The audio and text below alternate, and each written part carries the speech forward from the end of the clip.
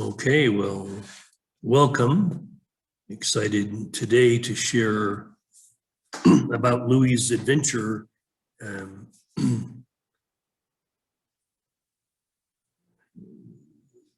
It mentioned in the last presentation about Louis' decision to connect with the earth, to deepen his relationship with the divine feminine via gardening, being intimately connected with the stone, the soil, plants, trees. So this would be an ongoing process over a period of about 10 years. And during the same time, as a parallel journey, Louis decided that it was very important that he do his best effort to reparent his young self. He had been in a group, 12-step type group for healing childhood wounds. And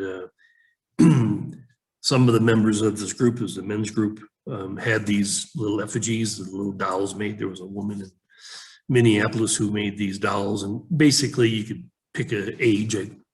Maybe it was recommended about 6 years old, young, but not a baby, you know, still in that primacy, that time of great vulnerability. So yeah, Louis had, when he was a child, his name was Buzzy. So he had his Buzzy 6-year-old self made into a doll.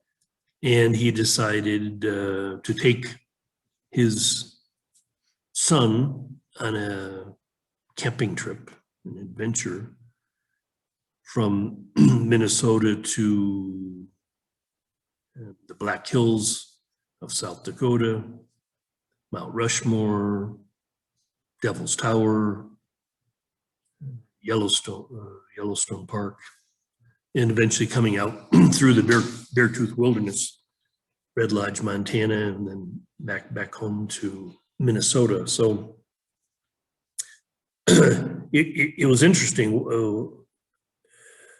The first night, just sleeping in the back of his pickup truck that had a camper shell over it, in the Black Hills area of South Dakota. Louis had a really terrible night. He literally, because he was reparenting himself, he sort of re-entered the consciousness of Buzzy at the age of 6, and he just had this night filled with terrible nightmares, like he had when he was a boy. Anyway, it was actually because of that, because, well, for whatever reason, revisiting that was to some degree traumatic. And yeah, I think part of Louis' experience was even understanding a little bit better how difficult it was to be a father. So yeah,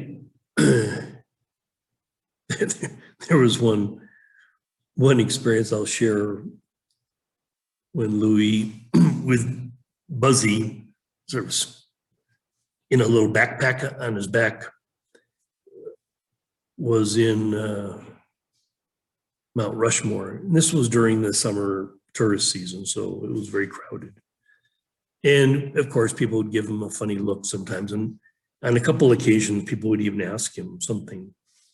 And in this one case, someone asked him, like, "Oh, isn't it sweet I think the person asked, is this like a doll of your child who maybe was with mom in the bathroom or something?"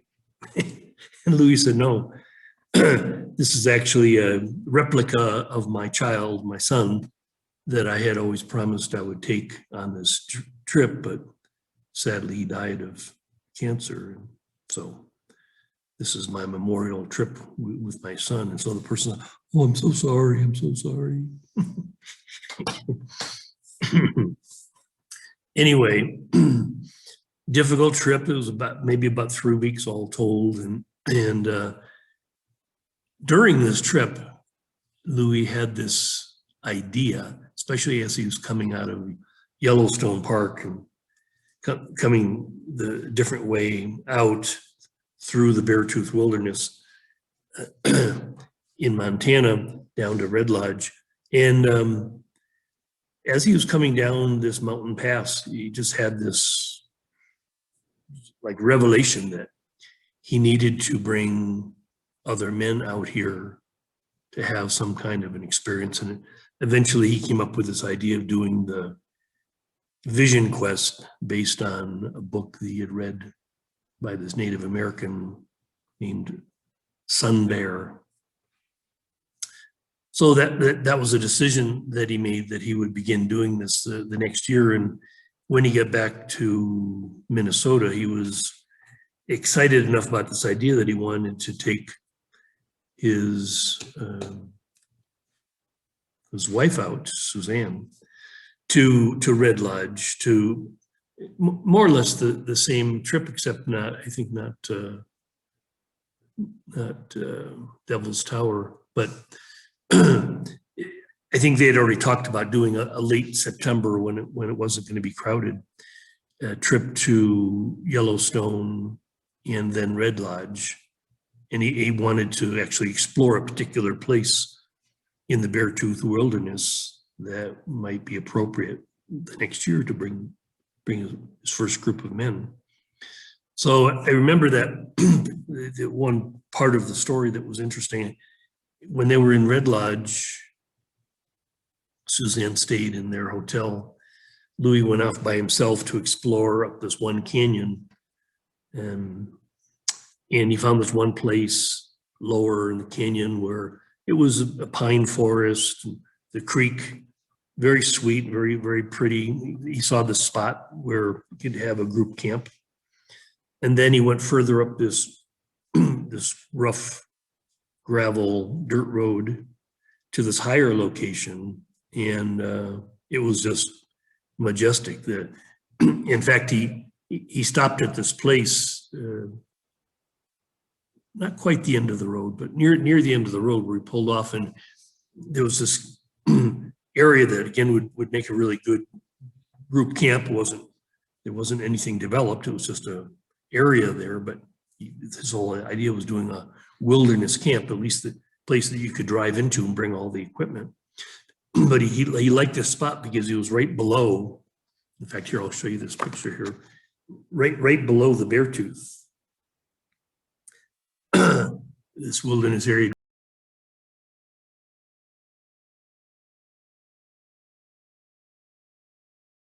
Gotten its name from this mountain.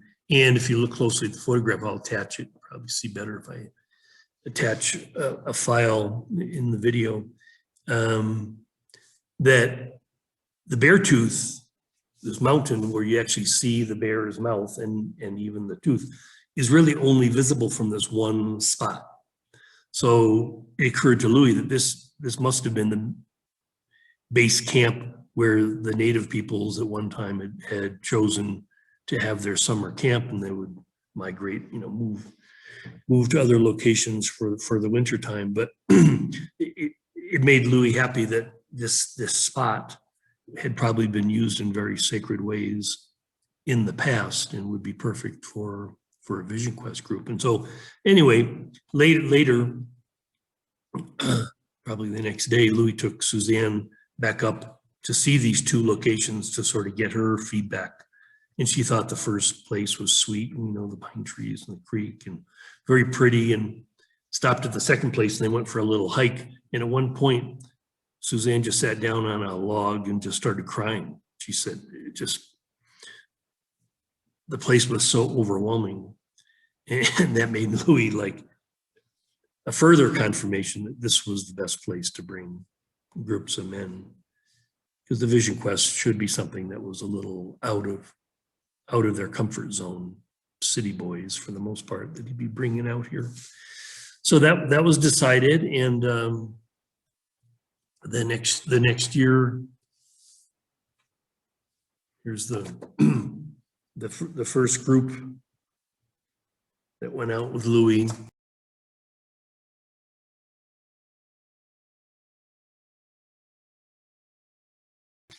And yeah, it became for Louis a remarkable experience. He went the same time every year, first couple of weeks of August, and it was great because this is the time of the Perseid meteor showers. And the sky there, the base, the camp was at 8,500 feet, and no ambient light at all. So the sky was just magnificent. So just the experience of being there, camping. I mean, for the men that went, and Louis did this over a period of about 10 years, took a number of groups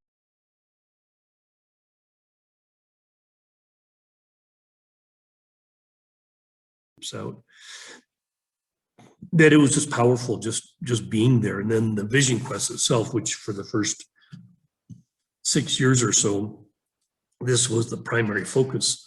The Vision Quest itself was a 2, 3, or 4 day solo that the men would take, and Louis explored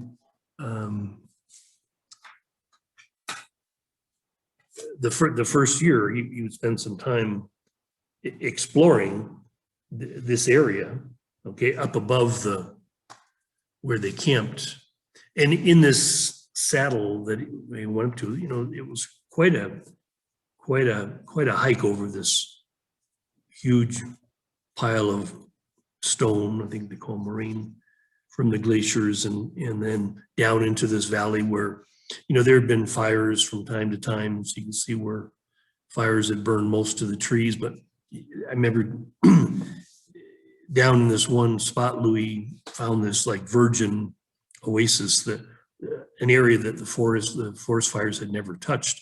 And so these massive trees, still first growth, massive evergreen trees, spruce, I think. Just an amazing place. And then the climb up to the saddle, the lake that you saw in the photo there. And so the idea would be that Louis would take the men, lead them up to this area, and have them pick their spot for their 2, 3, or 4 day solo. And they would, if there was a group, I think the first year there were 3 participants, 2 Louis and another man, the leader that would do the sweat lodge. Louis's job was to hold the main container, hold the king energy, and then the shaman would do the sweat lodge and other sacred rituals with the men. Yeah, it was something that Louis looked forward to every summer. And partly it was nice to get away from the heat and humidity of Minnesota in August and get a break from his wife, just to be with a group of men camping. And men's work now is a really big part of Louis's life ever since going through the new warrior initiation training in 1990, then getting involved in some other weekend staffing, initiation weekends for other men. But this particular trip was a chance for Louis to really start participating, taking baby steps into his own king energy, leading men. The Vision Quest itself was part of the West. You mentioned the circle of life, the shamanic work going through the West, like Louis was instructed to do many years before, to head west. So the West always signified that wilderness, the shamanic, the dark night of the soul, and then eventually moving into the quadrant of the North, the archetype of the king. So this was Louis's way of expressing his king energy, practicing leadership. And it was great. And then eventually, I think it was in 1999, Louis decided to shift the experience from just simply the Vision Quest. Vision Quest was available to individual men that wanted to do the solo, but the main thing was to do this, and this is a large group that came that year, to do this King's Blessing, and we did it. There was a place probably 1,000 feet higher than where the main camp was.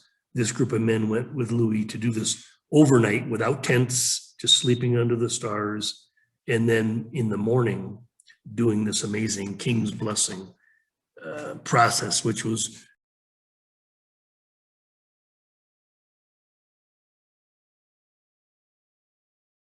really quite beautiful. I mean, again, this is all just sort of being, made up as they went. But Louis just had this idea that, what men wanted deeply to receive from other men was this level of blessing. Again, the initiation was part of that. That's part of the warrior thing. But after going through this shamanic West, to actually step together into a sacred space and sort of claiming as, each man having the potential to give the same gift, to give and receive the King's blessing. So, Louis just was the way shower, the leader, but the whole idea is that each man would experience giving and receiving this blessing from the other men. So it was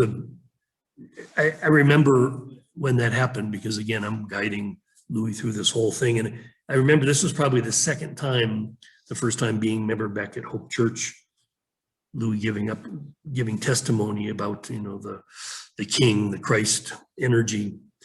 This was probably the second time where Louis had this total unification experience with me, okay, his higher self, Sun King, and, realizing that, like, this is it. This is as good as it gets. This is the full achievement, if you want to call it that.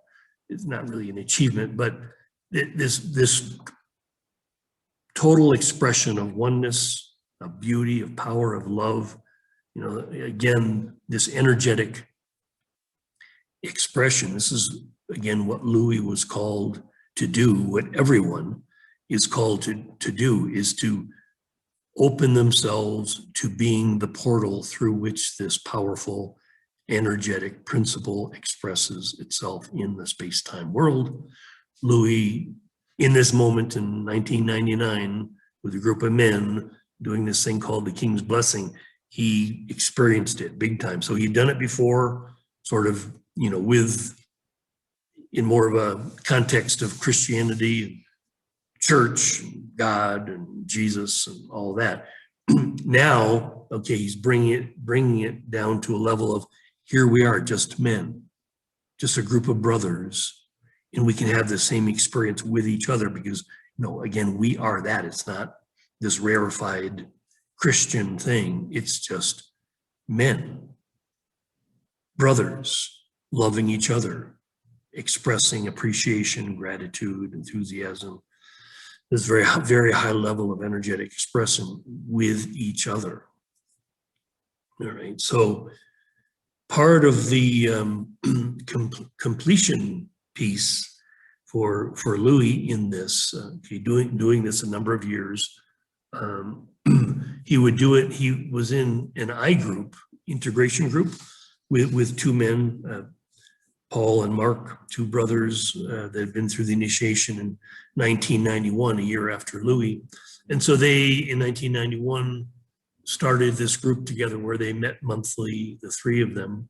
And this went on for 15 years. And so at the end, because Louis knew he was going to be moving on, so he orchestrated a couple experiences, one with his dad in 2005, then with his two warrior brothers, the I group, in 2006, before he would begin his journey away from Minnesota and eventually away from the USA to find the new life, the new oasis.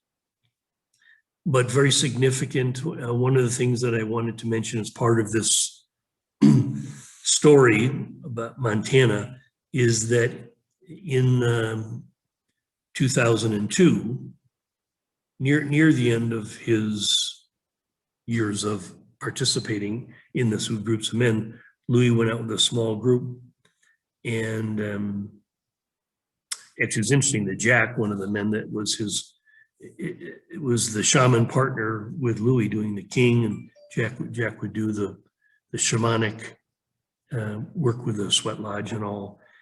This year, Jack decided to bring his son with him. So another man, Jack, his son, and myself, or Louis. And in this particular trip, Louis was going to guide the men on this kind of radical hike up this other face we'd never been before. And on this particular morning, maybe it was because of Jack's son, just some of the dynamic going on, the men weren't ready on time, and Louis just decided to go off on his own. And I remember Louis had started to bring guns out with him, not because of the bear danger. Actually, it's because the locals, sometimes Louis would encounter when he was alone in the camp, the other men off doing their solos. A couple guys would come up, whether they're fishing or hunting or whatever, but they always had, in Montana, was then, I'm sure still is, common for men to just carry, if they're out in the wilderness, carry pistols on their belt, And so it became apparent to Louis that it would be wise for him to have a handgun, as well as he actually had a street sweeper sawed-off shotgun as well. But he would have the gun, in a holster on his side for self-protection and to protect the camp. Because as I say, they're in a remote spot. If somebody decided they wanted to come in and kill the group and take the car, take the equipment, take whatever, it would be pretty easy to do it. Anyway, this particular day, Louis in kind of gets himself in a little bit of an egoic fit, and he goes off on his own on this hike.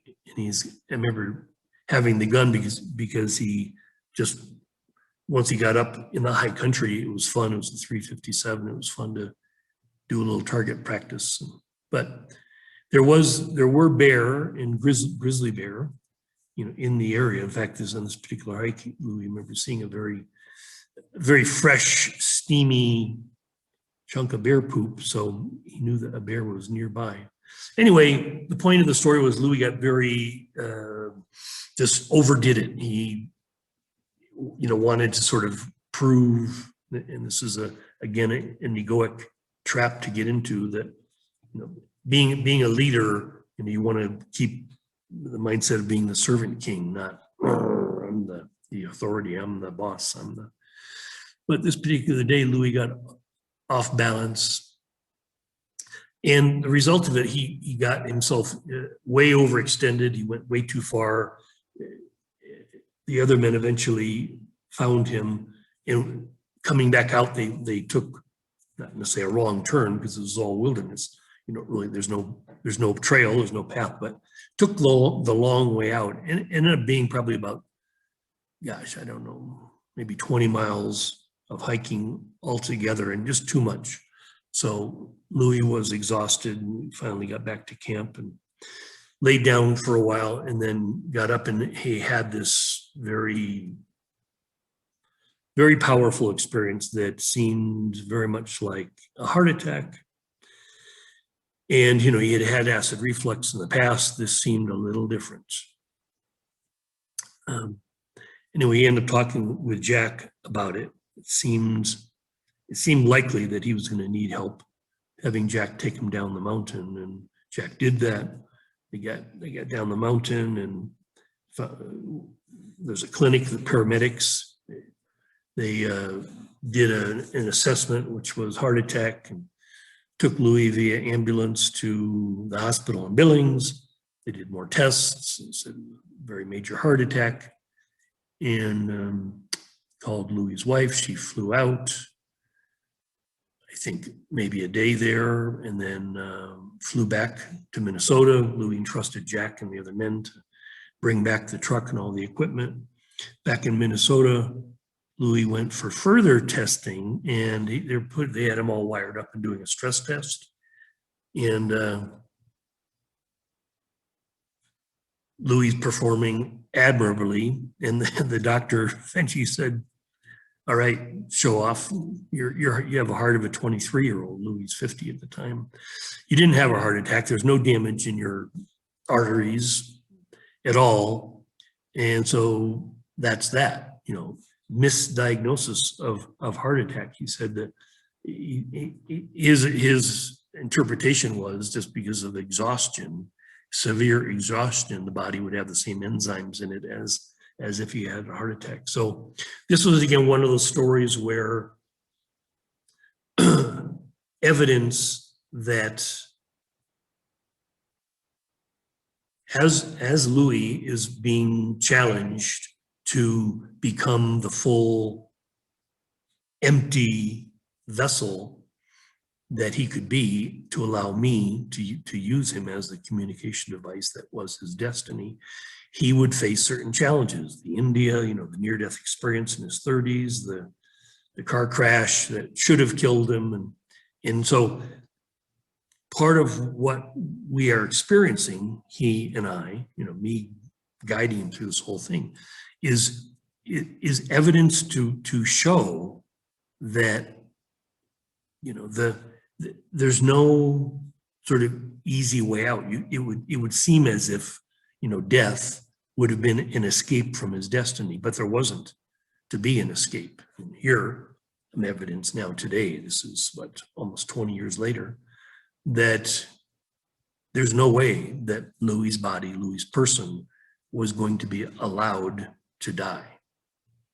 Okay, so a big part of the story is, part of this king training and king experience was to realize for Louis to eventually realize that you're not the king. Okay? You have a role to play in the Sun King's expression, but it's not you. Okay, so knock it off. Just become the vessel, become empty, become invisible, become nothing. Okay, you could say in a way that the body and the person of Louis was being killed over and over again, but in the end, not really killed, just put in its place. Okay, of yourself, you are nothing. I am. Okay, I am the energetic principle that's going to use you. And because of that, your body and your person are being protected. It's safe. It's not going to die. It's not going to be destroyed, because it simply has a purpose as a communication device, nothing more. Okay, so again, Louis was devastated in India. This was not nearly as devastating as India, but it was a reminder. Okay, it was just a reminder. It was part of this training. Okay, it's not you. Don't take it too seriously. Don't take on too much. Don't think it's like a burden, like a heavy responsibility. Oh my God, this is, because that's what kills men, right? With strokes and heart attacks, is like overburdened, too much responsibility, taking themselves too seriously, being. Okay, to truly be the servant king would be to relax, to allow. This is again why Louis developing the divine feminine. This is what's going to eventually lead the way for Louis truly to enter this holy space of the Sun King, is because his feminine would allow him to fully surrender and just relax, enjoy. Okay, this is not an ordeal. Not now, not today. Louis not done yet with his development, but we're getting close. We're getting close to the end, okay? Blessings to you. Thanks for your patience and listening to these long stories, but it all has a point. I love you so much.